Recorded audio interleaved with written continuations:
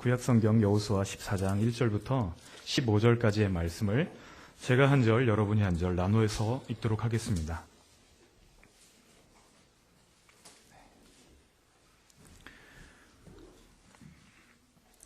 이것은 이스라엘 자손이 가나안 땅에서 받은 기업, 곧 제사장 엘르아살과 눈의 아들 여호수아와 이스라엘 자손 지파의 족장들이 분배한 것이니라.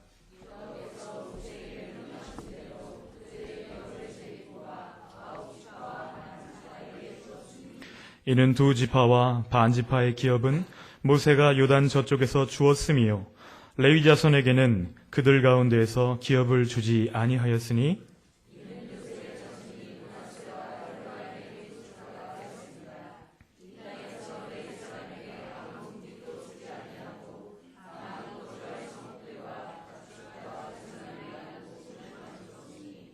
이스라엘 자손이 여호와께서 모세에게 명령하신 것과 같이 행하여 그 땅을 나누었더라.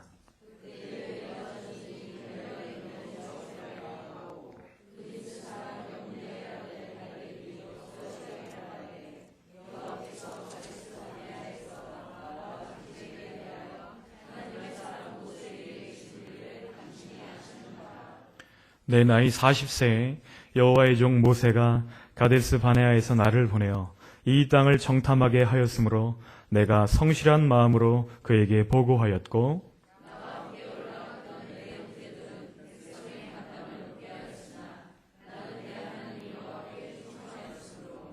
그날에 모세가 맹세하여 이르되 내가 내 하나님 여호와께 충성하였은즉 내 발로 밟는 땅은 영원히 너와 내 자손의 기업이 되리라 하였나이다.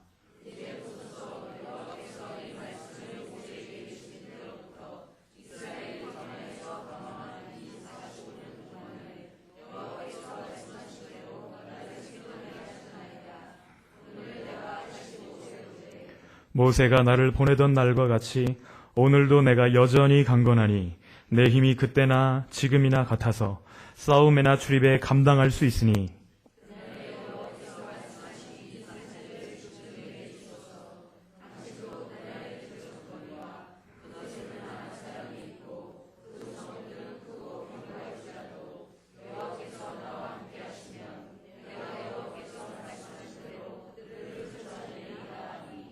여호수아가 여분네 아들 갈렙을 위하여 축복하고 헤브론을 그에게 주어 기업을 삼게 하매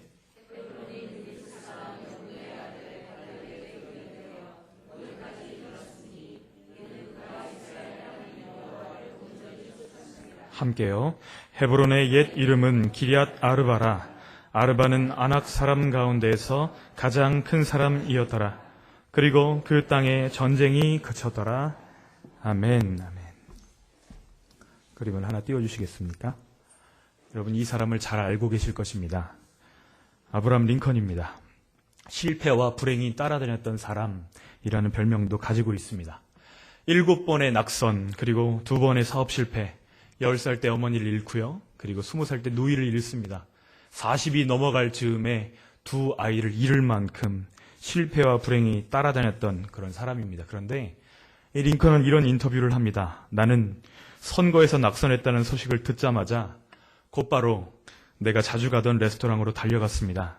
그러고는 배가 부를 만큼 맛있는 요리를 실컷 시켜 먹었어요. 그 다음은 이발소로 달려가서 머리를 단정하게 손질하고 기름도 듬뿍 발랐습니다. 이제 아무도 나를 실패한 사람으로 보지 않겠지요? 왜냐하면 이제 내 발걸음은 다시 힘이 생겼고 내 목소리는 우렁차니까요. 무엇이 이 링컨을 그토록 오뚜기처럼 일어나게 했을까요? 그의 평생에 붙잡았던 말씀이 있습니다. 그가 붙잡았다고 생각했지만 사실 그를 붙잡아 주었던 말씀이 있습니다. 링컨의 가슴속에 넘어질 때마다 붙들어 주었던 성경 말씀, 로마서 8장 28절 말씀인데요. 같이 한번 읽어볼까요? 시작. 우리가 알거니와 하나님을 사랑하는 자, 곧 그 뜻대로 부르심을 입은 자들에게는 모든 것이 합력하여 선을 이루느니라. 아멘. 오늘 이 시간에 링컨을 붙들어 주셨던 그 말씀이신 하나님께서 우리도 붙들어 주시는 귀한 밤이 되기를 간절히 소원합니다.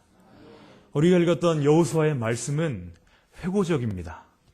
우리가 일기장을 펴면, 하루를 마치고 일기장을 펼 때에 하루를 눈을 감고 돌아보면 감사와 후회가 이렇게 교차하는 것을 느낄 때가 많이 있습니다. 아마 여호수아가 여호수아서를 기록할 때에도 그런 느낌이었을 것 같아요. 남기고 싶은 레슨이 분명히 있는 것이죠. 오늘 우리가 14장을 읽었는데요. 이 14장의 단락은 13장에서부터 시작이 됩니다. 13장부터 21장까지 땅을 분배하는 단락이 여호수아의 아주 긴 부분을 차지하고 있습니다. 9장이나 걸쳐서 이렇게 긴 지면을 할애하는 땅 분배. 도대체 그 땅 분배에 대한 기록을 왜 9장이나 기록했을까요? 우리는 그것을 깊이 생각하면서 이 말씀 앞에 나아갈 필요가 있습니다. 왜냐하면 땅 분배의 모든 과정은 이스라엘 백성들이 지금 여기에 왜 서 있는가? 내가 지금 여기에 왜 있지? 내가 앞으로 무엇을 해야 되지? 이스라엘 백성들이 오늘 내가 여기에서 어떻게 살아야 되는지를 대답해주는 대답이기 때문에 여호수아는 그 부분을 길게 할애해서 적고 있는 것입니다. 하나님은 애굽 땅에서 그들을 구원하셔서 약속의 땅으로 이끄십니다. 자기 백성들을 이끄시는 이유는 무엇이죠? 하나님의 백성을 구별하시기 위해서, 하나님의 백성을 거룩하게 하시고 하나님의 백성을 하나님의 백성답게 하시기 위해서 하나님은 이 땅 분배의 과정들을 소상하게 말씀하시고 또 모세와 여호수아는 그 말씀을 따라 순종하는 것을 볼 수가 있습니다. 땅 분배에 관한 스토리를 시작하면서 하나님은 45년 동안이나 잊혀졌던 한 사람의 이야기로 이것을 시작하십니다. 그 사람의 이름은 갈렙입니다. 왜 갈렙인가? 하나님은 왜 그 이야기를 들려주시기를 원하실까? 먼저 갈렙은 누구인지 여호수아는 짧게 설명하면서 이 이야기를 시작합니다. 6절입니다. 다시 한번 읽어볼까요? 6절 시작.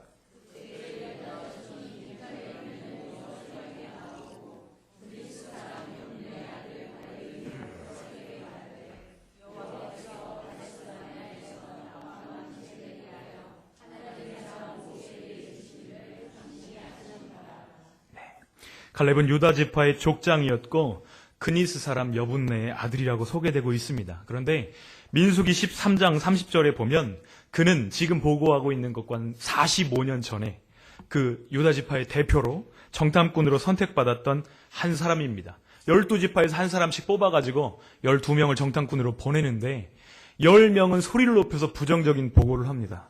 우리는 안 됩니다. 우리는 메뚜기 같습니다. 그들은 큽니다. 여러 가지 보고를 10사람이 연달아서 할 때에 백성들도 그 보고대에 요동하게 됩니다. 그때에 높은 소리로 보고했던 10명과는 다르게 낮은 소리로 보고했던 두 사람이 있었습니다. 그의 보고는 이렇습니다. 갈렙이 모세 앞에서 백성을 조용하게 하고 이르되 우리가 곧 올라가서 그 땅을 취하자 능히 이기리라. 이렇게 하나님 앞에서 보고했습니다. 그 보고에 대해서 하나님께서는 그 보고를 들으시고 얼마나 기뻐하셨는지 약속을 주십니다. 갈렙에게 주셨던 약속이 무엇인지 9절에 나와 있습니다. 9절의 내용은 이것이죠. 내 발로 밟는 땅은 영원히 너와 내 자손의 기업이 되리라 말씀하시는 것이죠. 땅은 이스라엘 백성들의 정체성을 규명합니다. 내가 누구냐? 내가 누구냐? 왜냐하면 이 가나안 땅은 순종할 때 주어졌고 그리고 순종으로만 유지되었기 때문입니다. 이스라엘 백성들이 사는 방법은 하나님께서는 말씀하시고 백성들은 순종하고 하나님께서 선물로 주시는 것, 이것이 이스라엘 백성들이 사는 방법입니다. 말씀과 순종과 선물. 내 힘으로 그 땅을 차지한 것이 아니라 하나님의 은혜로 받은 것을 분명히 기억해야만 했습니다.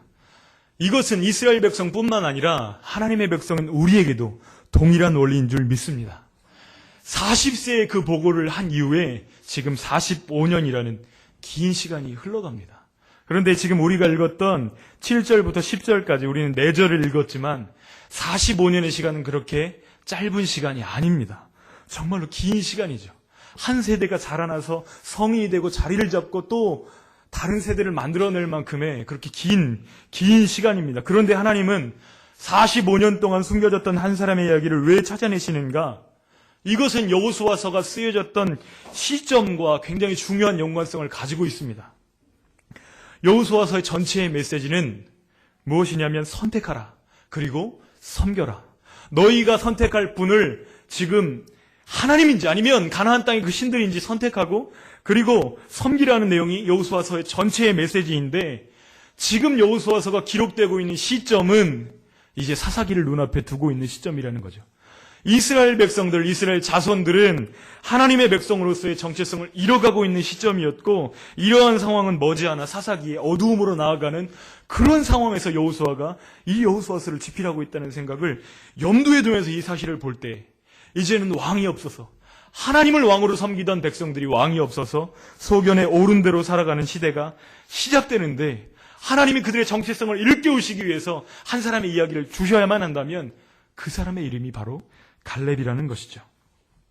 여호수아가 사는 날 동안에는 여호와를 섬기는 듯 했습니다. 그러나 여호수아가 죽은 이후에 정체성이 확립되지 않았던 그들은 곧바로 무너져버리는 것들을 볼 수가 있습니다. 주님은 여호수아의 삶을 통해서 우리에게 도전하고 계시는 거죠. 너희들은 어떤 삶으로 나에게 반응하겠느냐? 잠깐 우리의 삶으로 돌아와 볼까요? 70년대 한국교회는 불같은 성령의 역사가 있었습니다. 굉장히 놀라운 일들이 일어났죠. 여의도 광장에는 100만 명이 넘는 사람들이 모여서 하나님께 이 나라가 정말 주님이 기뻐하시는 나라가 되게 해달라고 울부짖었습니다. 74년도 엑스플로 가운데 참석했던 분들이 이 자리에도 있을지 모르겠어요. 70년대 그러했습니다. 그런데 50년이 지난 지금까지 계속해서 그 성령의 역사는 타오르고 있는가 아니면 꺼져가고 있는가 좀 돌아볼 필요가 있을 것 같습니다. 하나님의 백성들의 위기는 정체성의 위기입니다. 갈렙이 뜨거운 마음으로 보고했을 때 40세의 나이에 보고했습니다. 그러나 45년이 지난 지금, 그리고 그 시점이 지나서 한 50여 년이 지났겠죠. 같은 역사를 반복하면서 지금 여호와의 백성들은 정체성을 잃어버리고 하나님 앞에서 내가 누군지를 모르고 가나안의 것이 좋아서 그냥 끌려가는 그런 모습들을 바라보면서 여호수아는 피 맺힌 절규를 백성들 앞에 쏟아놓고 있는 것입니다. 그때 들려주신 하나님 사람의 이야기, 한 사람의 이야기는 바로 갈렙의 이야기입니다. 하나님의 말씀을 생명처럼 가슴에 품는 갈렙의 세대를 일으켜라. 갈렙의 세대를 일으켜라. 주님은 말씀하시는 거죠. 메시지는 무엇입니까? 하나님의 사람들이요, 하나님의 말씀을 붙드셔야 됩니다. 다음 슬라이드를 좀 보여주시겠어요? 2020-2040이라는 책이 출판이 되었습니다. 제가 이제 같이 활동하는 청소년 사역자 모임에서 추천 도서로 이 책이 나왔는데요. 부제가 이렇습니다. 지속 가능한 한국교회를 위한 최초의 미래학 보고서. 이 내용을 읽어보니까 양 목사님이 7년 전부터 목청 높여서 외치셨던 내용이 그대로 있더라고요. 앞으로 머지않아 10년이 지나지 않아 한국교회는 반토막 이하로 줄어들게 될 것입니다. 3분의 1도 남지 않을 것입니다. 그런 내용들이 이 책의 전체 내용입니다. 핵심은 이래요. 잔치는 끝났고 이제 우리 아이들이 다닐 교회를 찾기 힘들어지는 시대가 2040년 안에 올 것이고, 또 우리 아이들이 기댈 신앙의 선배를 찾기 힘들어질 것이다 라는 내용이 이 책의 전체적인 내용입니다. 그런데 10년이 지나지 않아 그런 일들이 벌어질 것이라고 하는데, 우리 주위에서는 10년 말고 지금도 그 일들이 진행되고 있다 라고 진단하는 목소리를 많이 듣습니다. 여호수아가 외쳤던 내용과 결코 다르지 않습니다. 그가 평생의 경험과 기도를 담아서 이스라엘 백성들에게 남기고자 했던 것과 같은 내용이죠. 하나님의 말씀, 하나님의 스토리를 물려줘야 됩니다. 그것을 물려주지 않으면 잔치는 정말로 끝났습니다. 바로 여기에 갈렙일 수밖에 없는 이유, 갈렙의 이야기를 들려줘야만 하는 이유가 여기 있는 것이죠. 갈렙은 어떤 사람입니까? 이인자입니다. 여호수아의 빛에 가려져서 영원한 이인자로, 또 가나안 점령에 들어서면 실제로 그의 이름은 사라졌다가 오랜만에 나타나는 이름입니다. 그래도 갈렙은 괜찮습니다. 왜요? 신실하신 주님과 주님의 약속이 있기 때문에 그는 지금까지 45년을 참고 기다려왔습니다. 주님이 나를 부르시던 날, 그날 주님이 주셨던 그 약속을 붙잡고 40년이 넘는 시간들을 지금 기다리고 있는 거죠. 주님이 저를 부르셨을 때를 기억해 보았습니다. 내 백성을 보내라. 그들이 나를 섬기리라. 이 말씀이 제 마음 가운데 불과 같이 다가왔습니다. 그래서 견딜 수가 없었습니다. 예, 주님, 저는 목사가 되겠습니다. 좋은 목사가 되겠습니다. 주님의 말씀을 전하겠습니다. 중3 때 일입니다. 저뿐만 아니라 우리 모두가 주님의 부르심 때문에 이 자리에 있는 줄 압니다. 주님이 우리를 부르셨고 그래서 우리가 이 자리에 있습니다. 그러면 지금 우리는 무엇을 고민하고 있습니까? 부르심을 고민하고 있습니까? 부르심에 대한 고민이 우리의 고민의 주된 내용입니까? 다음 슬라이드를 좀 보여주시겠어요? 2012년 학원 복음화 협의회에서 대학생 복음화율을 발표를 했습니다.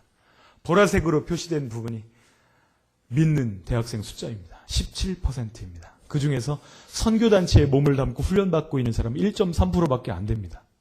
1.3%. 정말 적은 숫자입니다. 이건 학원복음화협의회에서 낸 결과고요. 실제로 선교단체들이 진단하는 내용들은 5%라고 합니다. 5%. 대학생 5%. 그럼 청소년은 어떤가? 다음 슬라이드요. 크리스천 투데이 2013년 호에서 제가 읽었던 내용입니다. 청소년 기독교 인구 3%. 3%입니다. 3%. 미전도 종족을 몇 프로로 보죠? 5%를 미전도 종족으로 봅니다. 청소년들은 미전도 종족입니다. 2013년도 현재 청소년들은 미전도 종족입니다. 선교사가 필요한 나라가 우리나라가 되었습니다. 우리와 얼굴을 마주하고 살아가고 있는 아이들이 선교지로 변해가고 있습니다. 우리는 어떤 말씀을 붙들어야 될까요? 갈렙이 붙들었던 말씀이 우리의 소망입니다. 12절입니다. 한번 읽어볼까요? 시작.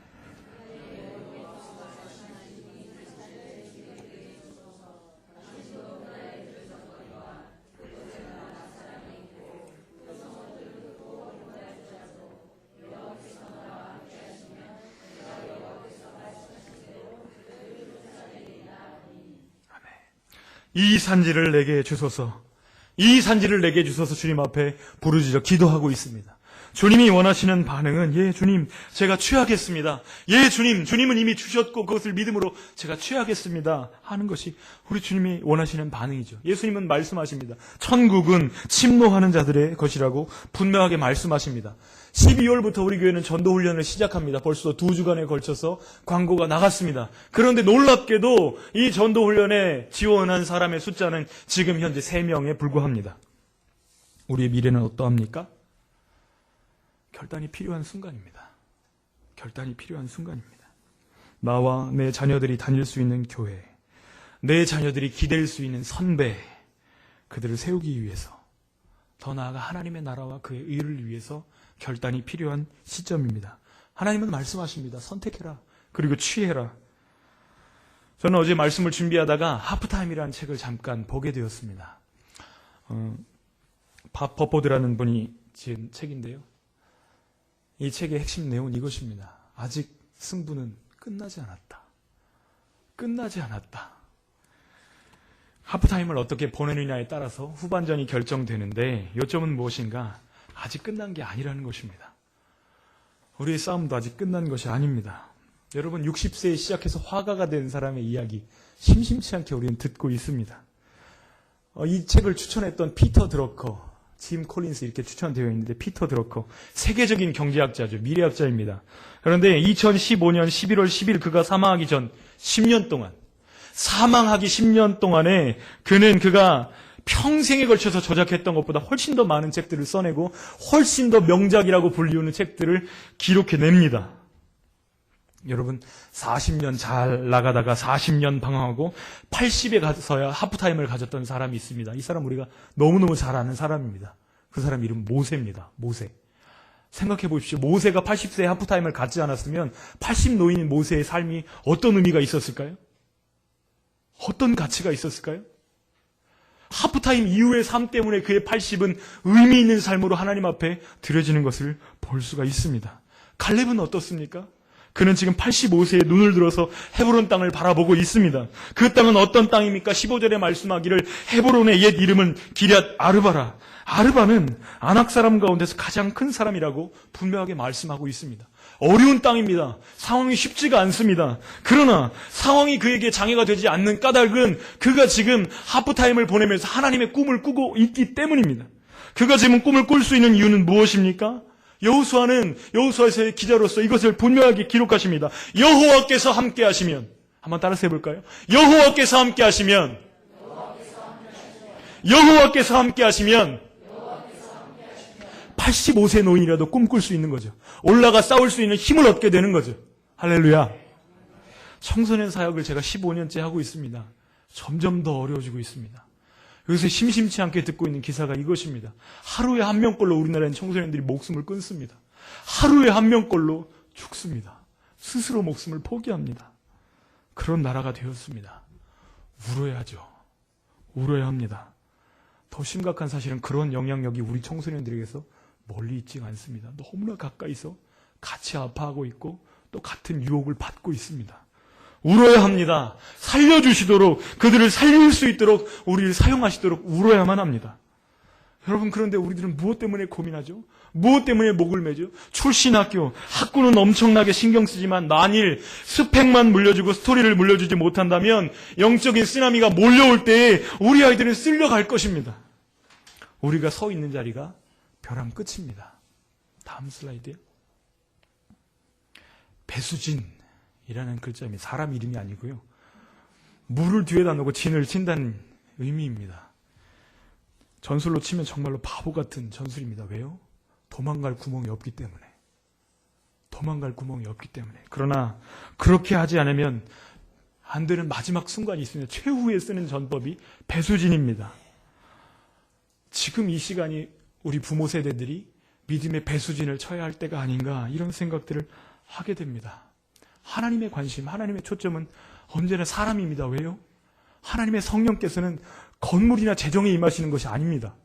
하나님의 성령께서는 사람에 임하십니다. 하나님께서는 우리를 만나고 싶어 하십니다. 우리의 다음 세대를 너무너무 만나고 싶어 하시고 성령께서는 그들을 만나셔서 사용하시기를 원하십니다. 그런데 사람이 없단 말이죠. 그러면 어떻게 해야 되죠? 45년 이 눈에 아무 증거 아니 배워도 정말로 말씀을 생명처럼 여기고 믿음으로 걸었던 갈렙을 하나님이 높이셨다는 이 이야기를 여호수아가 왜 들려주는 거죠?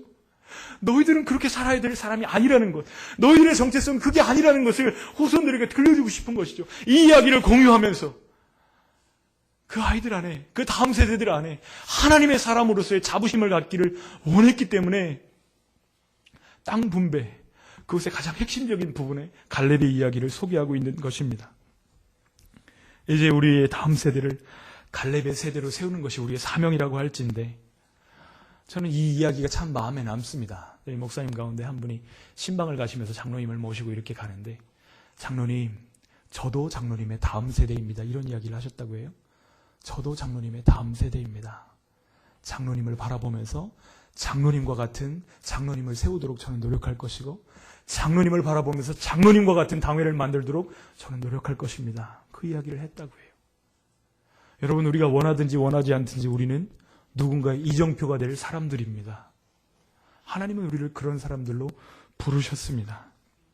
그렇다면 우리는 어떤 사람이 되어야 될까요? 우리의 선배들은 목숨을 걸고 이런 슬로건을 외쳤습니다. 하나님 중심으로 살아야 됩니다. 말씀 중심으로 살아야 됩니다. 교회 중심으로 살아야 됩니다. 정말 가슴이 뜨거워서 그것을 가슴으로 외쳤을 때에 한국교회는 뜨거웠습니다. 그러나 그것이 슬로건으로 전락하는 순간 우리는 균형을 잃어버리고 사람들도 교회에서 떠나가는 일들이 벌어지게 되었습니다. 요즘은 어떤 내용들로 설교가 되고 있죠? 가정의 소중함을 가장 많이 부르짖고 있습니다. 그런데 부르짖음이 많아진 것과는 반대로 많은 가정이 깨어지고 있습니다. 개인의 자아 실현이 가장 중요한 가치로 떠오르고 있습니다. 그런데 아이러니하게도 개인의 자살이 가장 많은 시대를 살아가고 있습니다. 그러면 문제에 대한 해답은 무엇이죠? 하나님의 백성들이 정말로 사는 길은 무엇이죠? 하나님의 말씀으로 돌아오는 것밖에는 없다는 결론을 우리는 얻게 되어집니다. 행사와 집회 연속으로 파김치가 된 우리 양 목사님, 담임 목사님이 그 지친 몸을 이끌고 중국으로 날아가신 그 마음을 10분 정도 이 말씀을 묵상하면서 이해할 수 있을 것 같습니다. 중국은 경제개발이 무서운 속도로 되고 있죠. 우리나라를 머지않아 넘어설 실제로는 넘어섰죠. 그런데 중국이 이렇게 경제적으로 개발되면서 중국 교회도 무서운 세속화를 겪고 있기 때문에 우리나라 교회들이 겪었던 그 문제들 그 이상으로 빠르게 세속화되는 것을 보고 있기 때문에 몸이 피곤하다 할지라도 가야만 하는 거죠. 가야만 할 수밖에 없기 때문에 가시는 그 마음을 이해하고 또 기도할 수밖에 없는 것을 보게 됩니다. 왜요? 주님 앞에 서는 날이 올 것이기 때문에. 주님 앞에 서는 날 우리는 뭐라고 말해야 될까요? 주님 앞에 서는 날 주님은 우리를 향해서 뭐라고 평가하실까요? 저에겐 소원이 하나 있습니다. 착하고 충성된 종아, 네가 잘하였도다. 네가 작은 일에 충성하였으니 주인의 기쁨에 참여할지어다. 이 칭찬이 우리들 모두에게 들려지기를 간절히 소원합니다. 지난 한 주간 저는 고3들에게 도전하였습니다. 야, 이제 수능이 끝났다. 수능 끝나고서 아이들이 술 배우고 시간 버리고 낭비하고 그렇게 시간을 쓰는데 그렇게 하지 말고 우리 하프타임 좀 가져보자. 주님 앞에 나와보자. 새벽기도 한 번만 해라. 한 번만. 일주일에 한 번만. 그러면 내가 아웃백 쏜다. 그랬어요. 한 명이 나왔습니다. 일당 100, 일당 1000으로 써주시기를 소원합니다. 부족함이 없는 세대예요. 아웃백 쏜다고 해도 안 와요. 하나님을 도둑 맞고도 안달하지 않는 세대입니다. 울어야 할까요? 웃어야 할까요? 저는 요즘 이 가수를 주목하고 있습니다. 아이들은 별로 주목하지 않는 박진영이란 가수입니다. 그 하프타임이란 노래 음반을 냈습니다. 그 가사 중에 이런 내용이 있습니다. 갤럭시를 똑바로 쓰려면 삼성에게 물어보고 아이폰을 똑바로 쓰려면 애플에게 물어보듯이 인생을 똑바로 살려면 인간 만든 사람을 찾아.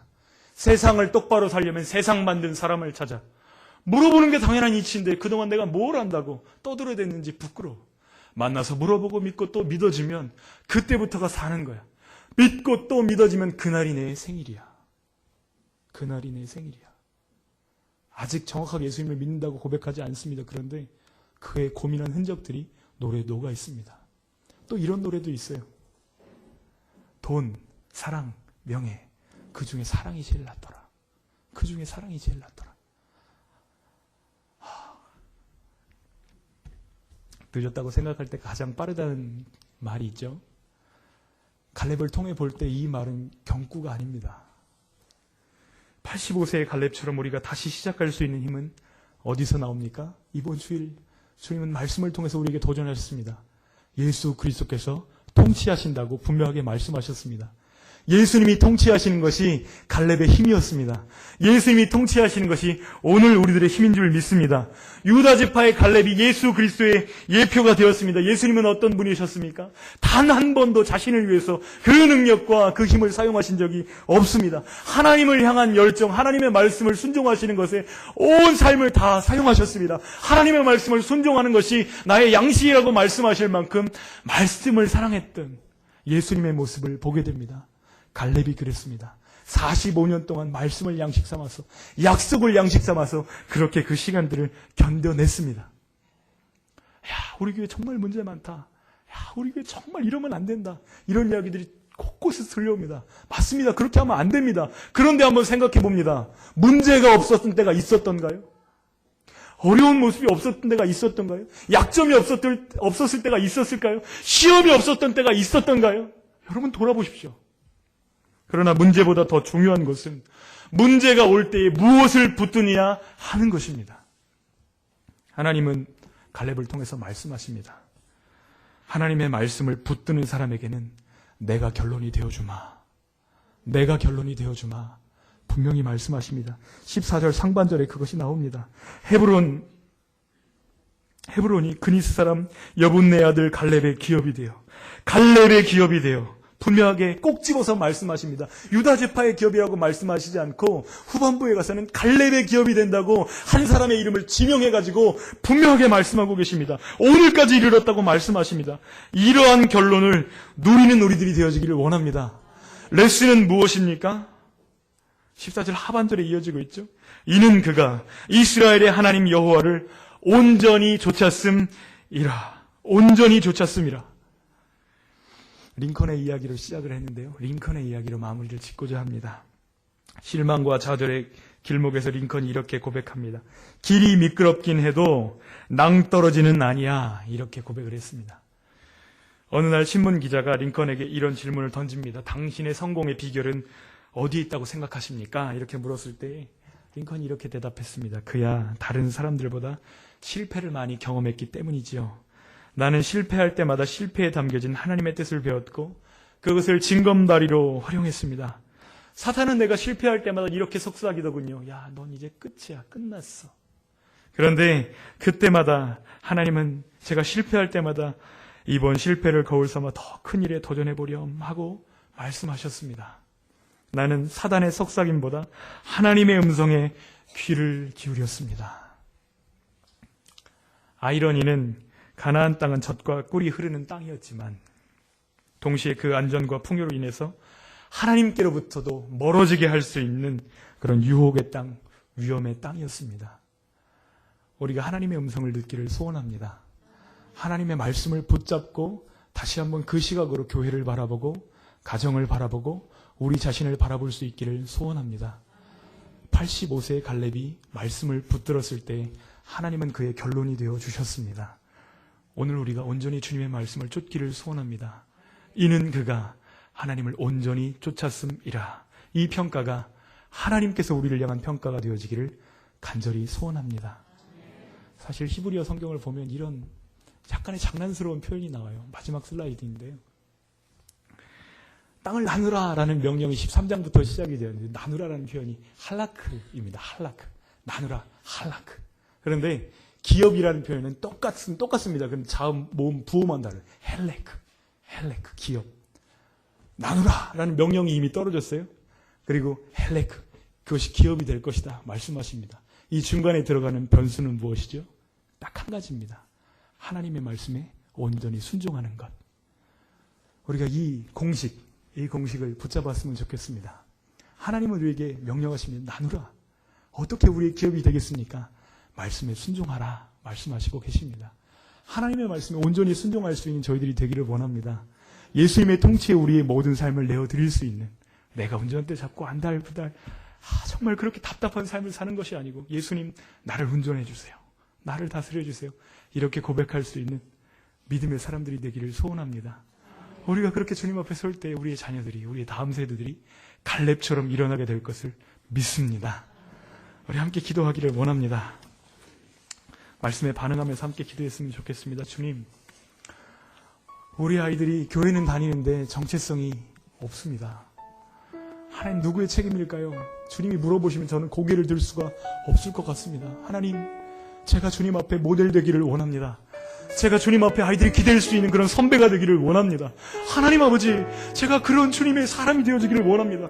저의 정체성이 분명하기를 원합니다. 제가 안다라는 것, 학군, 스펙, 이것이 아니라 하나님의 스토리가 전달되지 않는 것에 애타하는 하나님의 사람이 되어지기를 원합니다. 우리의 정체성이 주님 앞에 확립될 수 있도록, 우리의 다음 세대의 정체성을 세워줄 수 있도록, 스토리를 전달하는 저의 삶이 될 수 있도록 우리 한번 말씀에 반응하면서 기도했으면 좋겠습니다. 기도하도록 하겠습니다.